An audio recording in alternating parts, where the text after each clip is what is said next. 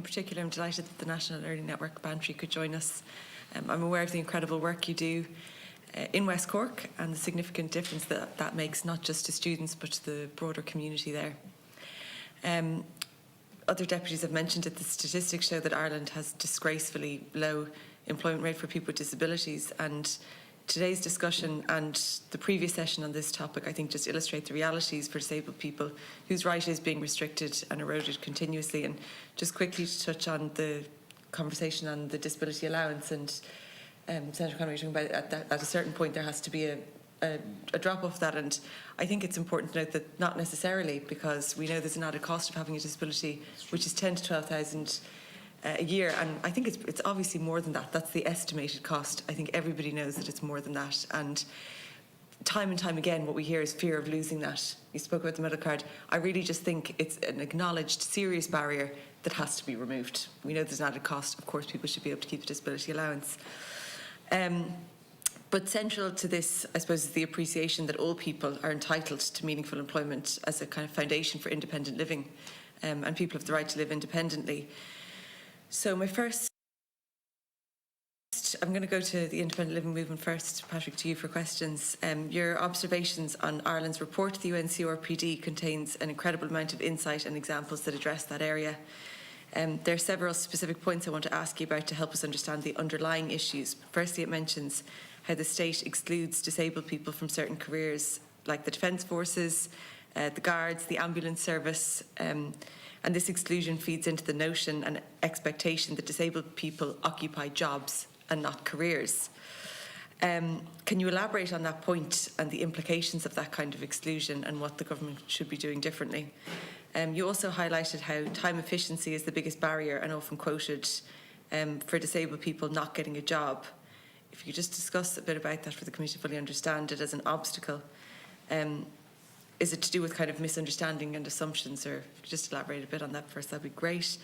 And the importance of PA support comes up very often at this committee, and the challenge in accessing that support. So I'm just wondering if you could give us an overview of the PA system in Ireland and how difficult it can be to get funding for a PA and to recruit PAs. Thank you very much, Holly. Patrick? Yes, thank you, Deputy. So with regards to your first point around the exclusion of disabled people from certain careers, it's an explicit example of discrimination. Yes, I suppose, when we say, so just comes to mind Defence Forces. If Ireland was to have to defend itself tomorrow against some hostile invasion or something like that, hopefully we don't. We're seeing plenty of that in society as it is, or in the world today. But if I wanted to be a member of the Defence Forces, I have a severe physical impairment. I can't, nor will I look to hold up a gun and join the front line, because I'm not going to do much good, right? I won't be much help. I would like to imagine I might be able to help in strategy. If I wanted to be a guard, there's no reason why I couldn't be an IT expert. I might be a criminology expert. If I wanted to be part of the ambulance services, I might be an excellent coordinator. I might be a great communicator. I might be great at organising, the movements or distribution of services. So to explicitly state that these areas of work are automatically off limits to disabled people is it's unnecessary and it's unfair. The reality, there is realities that there are certain jobs that disabled people can't do, but we're not going to look to do those jobs because we know if there's something we physically can't do, there's something we physically can't do.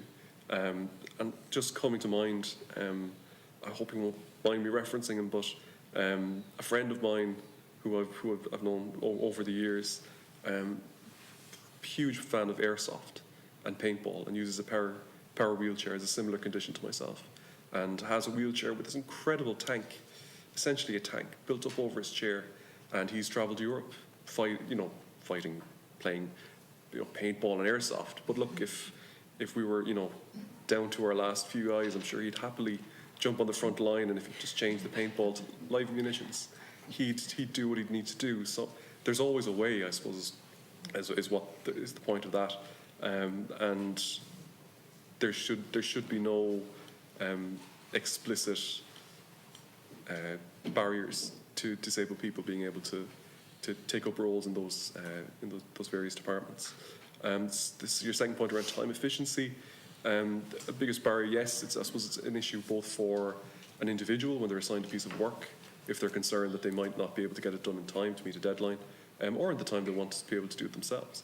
And it's an issue, I suppose, it's there. It is an issue for a reason. It's a reality. But I think it's often a perception for employers.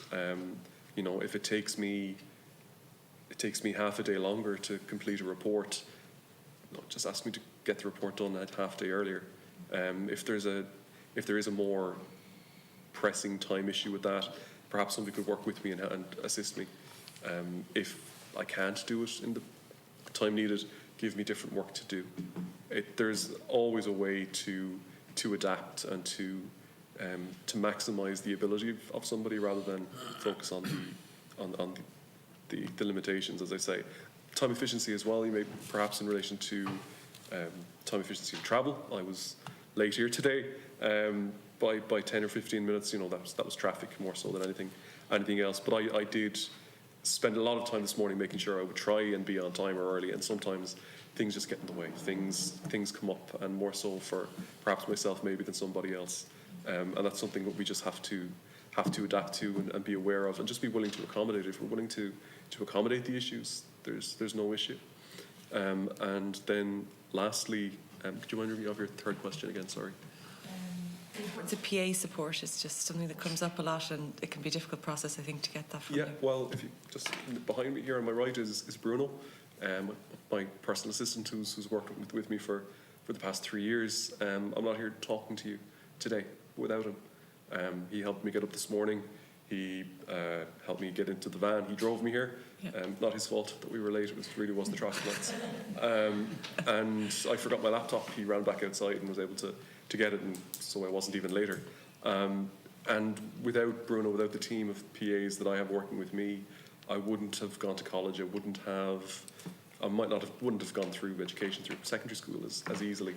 And that's, you know, I wouldn't have the life I have now, and that's a very personal observation. It's the same for anybody else who has a personal assistance service, and there's so many people who don't have the level of assistance and support that they need. I think the average amount of personal assistance per day that a disabled person in Ireland has is 47 minutes. So most people would need at least, sorry, I'm not even going to go into what people would need, because it's so unique and so different, but I know that there's such a small number of people that would have the level of support equivalent to what I have, or some of my peers would have, and to be able to live independently on their terms. And it's just not good enough. And without it, people just can't live their lives. It's as simple as that. And there's no statistics. There's no testimonies that really should be needed to justify the increase in spending or the provision of what's needed for people to be able to live their lives. Because that's, you know, it's a basic human right.